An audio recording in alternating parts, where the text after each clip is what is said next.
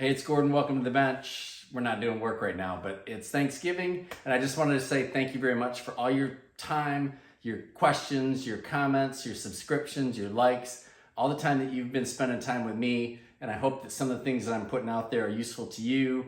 And in the spirit of Thanksgiving, I'm going to give you one more. I just pulled something random that I'm going to post at the end of this comment. But again, enjoy your family, enjoy your meal, enjoy your day today and the weekend, and lots of fun stuff coming up over the holidays. So thank you very much, you guys. See you later.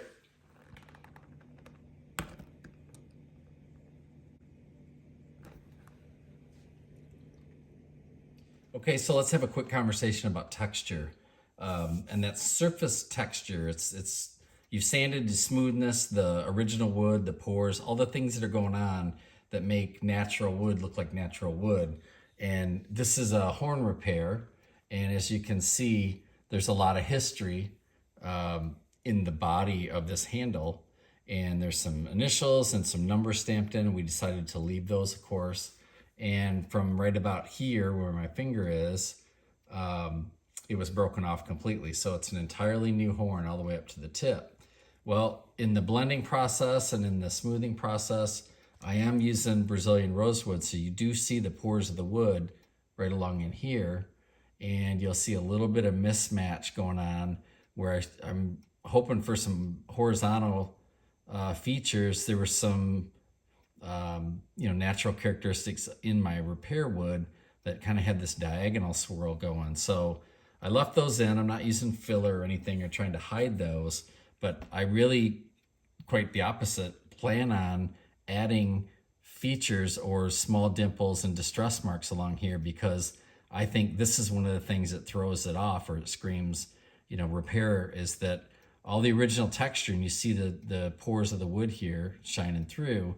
And then you see where I filed in here and then up along this edge, there's absolutely nothing. So it's super glossy. If I can catch that in the camera, right? There we go. So up in here, you've got this super smooth spot, which accentuates the repair. It makes it look like it didn't belong or it doesn't match the rest. So I'll add pores and add some features along there to help disguise that. Come along to the top where I'm not done yet, and you'll really see what I'm talking about. This is the original wood on the top of the handle, right? And you see the pores of the rosewood. And as part of my process, the last thing I do is I'll use a Dremel and I'll open up this counterbore by hand, as not to chip or tear out. But as I roll this up, look what happens in the light. You lose a lot of those pores. Some of these I've added, right? And I stopped to actually make the video and started thinking, this is fun. We should talk about it. But you see the natural original part here, lots of texture. And then as you roll up, it goes away.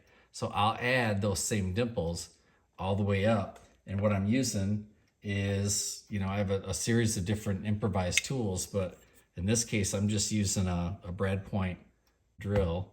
And I know I'm not in camera, but let's get where we need to be, right about there. So I'm basically just doing this. Right? Nothing crazy. Don't get too aggressive.